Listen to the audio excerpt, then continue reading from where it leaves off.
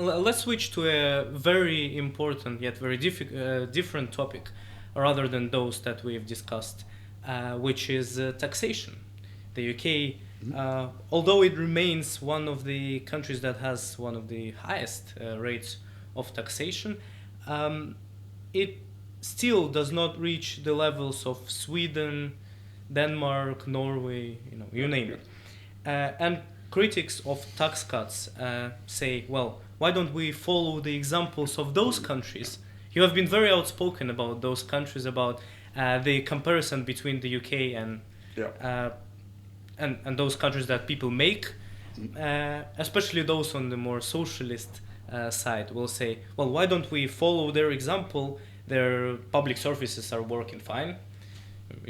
The people are getting what they're paying for, essentially. That's what they're saying. So why is the same not to be implemented in Britain? Yeah, so I guess your question, Vladimir, is why don't we just become a full-blown Scandinavian country, right? This is what the kind of social democratic left in Britain have often argued for. Just look at Sweden, look at Norway, look at Denmark. I mean, places of bliss, and places where the tax rate is somewhat higher than it is in the UK, isn't the way to realise that total nirvana and utopia, just to put our tax rates up to the sort of levels that are faced by Swedes and Danes and Finns and Norwegians. It's a really interesting opening proposition by those on the social democratic left, and one that shouldn't be immediately dismissed, but one that, fortunately, when you delve into it, can be dismissed, because there are a vast number of differences. The first is to say that actually the overall tax burden in Western Europe is broadly the same throughout. There are not enormous outliers. Okay, it is true that in Scandinavia the tax burden is modestly higher as a proportion of GDP than it is in the United Kingdom, but it's not earth-shattering, right? It's not sort of moving from some anarchy into some sort of North Korea. I mean, it's at the margins. We're talking a few percentage points by and large. You might want to turn the dial a few percentage points, but let's just be clear, we're in nuanced numerical land here. This would not be transformative if we put our overall tax burden up to Scandinavian levels. It would be roughly in tune with the way we've behaved over the past 20 years anyway. So that's the first thing. We're unlikely to be transformative.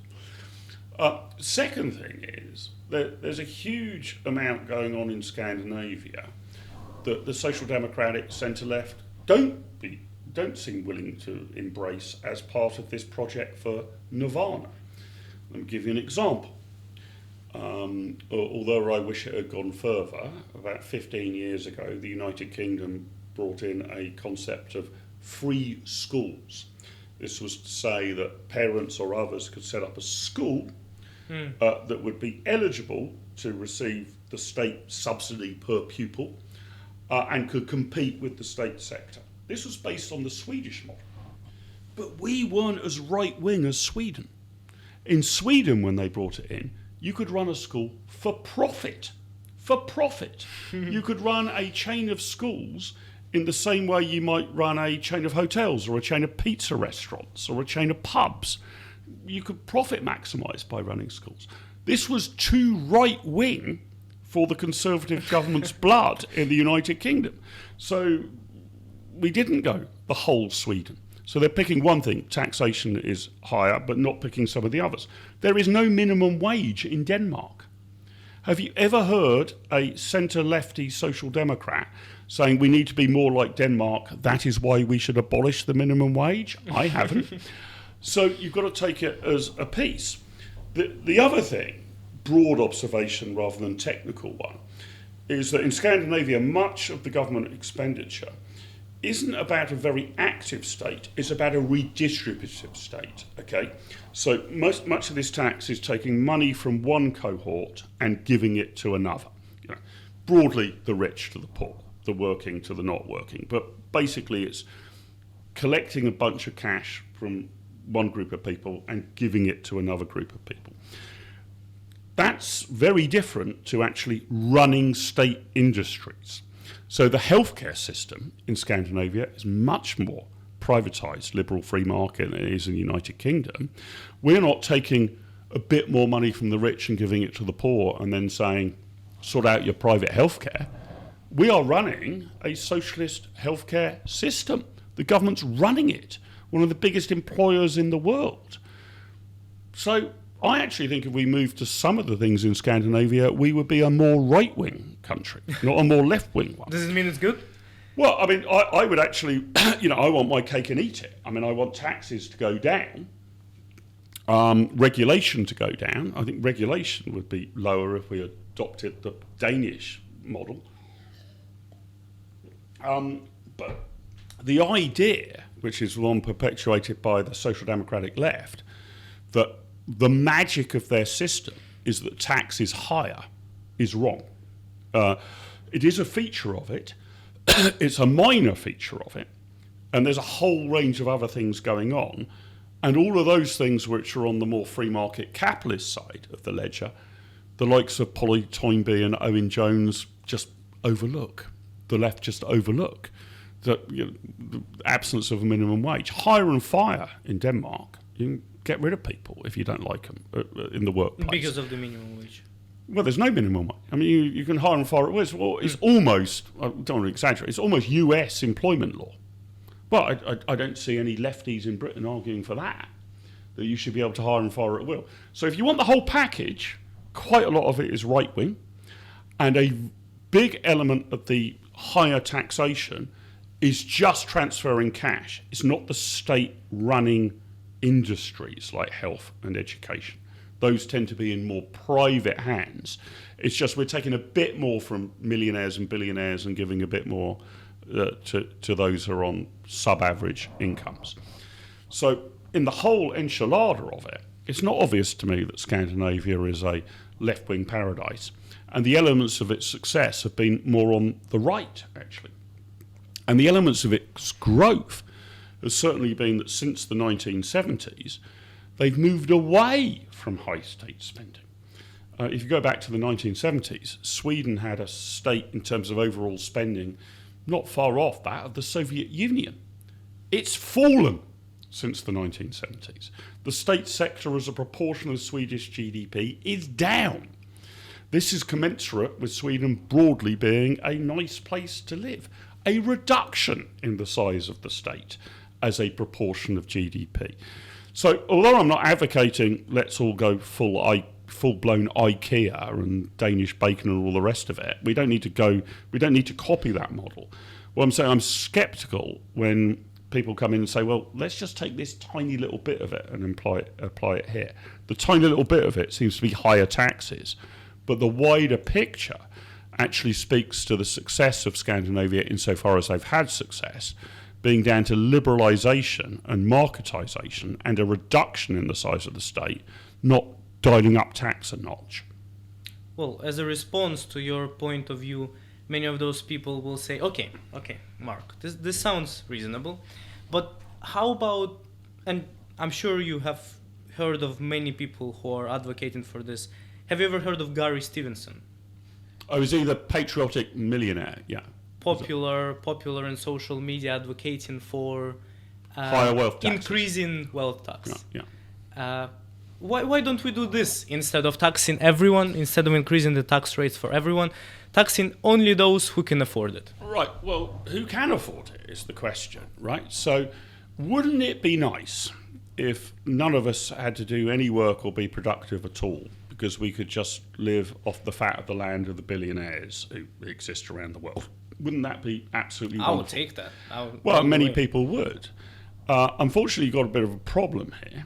In that, basically, roughly speaking, in the Western world, people consider rich people to be people who are 50 to 100% richer than they are, right? Many millionaires don't consider themselves to be particularly rich. They're just inured to the circumstances in which they have found themselves. They are also incredibly mobile. I think they tend to be more philanthropic, if anything, than the average person. But their philanthropy is not limitless.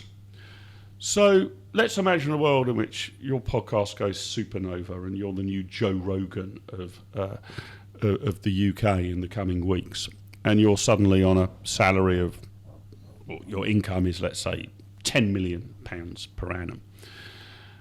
And the UK government says, you know what, Vladimir, we're coming for you. We want 2/3 of that. I mean, you're rich. You can surely get by on £3.5 million per annum. What on earth are you going to do with the other 7 million? What would an objective observer think that Vladimir might do here? I suspect you would be quite tempted to move from this podcast studio in North London to a podcast studio in Las Vegas or just do Singapore it online. Just do it or online. South Korea, yeah, or move to Honduras and do it online. So people, again, discussing earlier about how those coming into the country respond to incentives, so do millionaires and billionaires. They will leave, and they already are. The number of millionaires fleeing the United Kingdom is now the highest in the world, with the possible exception of China. Whether you consider this a brain drain or not will depend on how intelligent you think millionaires are. But it's definitely a cash drain. Why? I mean, I'm a football obsessive. Given all footballers in the Premier League earn vast sums of money, huge sums of money for kicking around a spherical piece of leather every Saturday for 45, 46 weeks a year. How about this? Why don't we just bring in a footballer's tax and just say, well, you're earning 10 million, but we're going to have 90% of it. You're still going to be on $1 million a year to kick around a football for Manchester United or Chelsea or, in my case, Southampton. Not that we're quite at the level of Manchester United or Chelsea, but $1 million a year. The rest goes to the state. What do you think those footballers might do? I suspect you'd find a good number of them going off to play for Barcelona, Real Madrid, Paris Saint-Germain, Juventus, Inter Miami, Anderlecht, Club Bruges, you name it. They will leave. You can't keep plucking the golden goose this hard. And especially you can't do that if culturally it appears that you hate them. You would think through our broad political narrative that the rich in Britain are loathed. No thanks is given to these people. I mean, I would like to live in a Britain in which people who have paid a particular amount of tax, I don't know what the number would be, get a plaque put up to them on a hospital or a school. It's thanks to Vladimir that this school or hospital is operational. He paid £1 million in income tax over the past 10 years. Should be honoured, not reviled. And like all human beings, whether you are a millionaire in Britain or somebody with very limited money trying to flee into Britain, you're affected by financial incentives. And if we go after the rich, which we already have done, they're going to leave. They're going to leave. So our present business model is to vilify, punish, and scare off the rich, and to assimilate in, to invite in the unregistered, unidentified poor, and to give them things. I don't think that's a sustainable business model.